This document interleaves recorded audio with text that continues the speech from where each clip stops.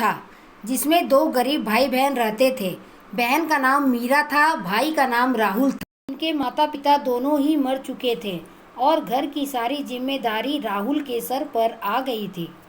एक दिन गरीबी के कारण मीरा अपने पड़ोसी के पास कुछ पैसे मांगने गई तो पड़ोसी ने उसे वहां से भगा दिया, यह कहकर कि आज के बाद मेरे घर मत आना पैसे मांगने, तुम जैसे गरीबों के साथ ऐसा ही होना चाहिए।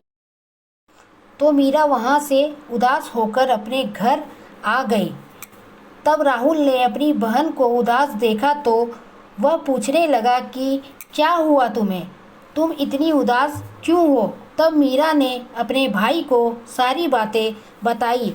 भाई ने उसे पूछा कि तुम वहाँ क्यों गई थी। तब बहन ने उदास होकर अपने भाई को कहा कि मैं वहाँ कुछ पैसे मांगने गई थी क्योंकि हम दोनों भूखे थे और हमारे पास खाने के लिए कुछ भी ना ही घर में कुछ खाने का था, तो मैंने वहाँ इसलिए ही गई थी। हम दोनों 2 दिन से भूखे हैं, तो मैं उनके यहाँ मदद के लिए गई थी, पर वो मुझे वहाँ से भगा दिए, इसलिए मैं उदास हो गई थी। आज हमारे माता पिता नहीं हैं तो लोग भी हमें कुछ नहीं समझते।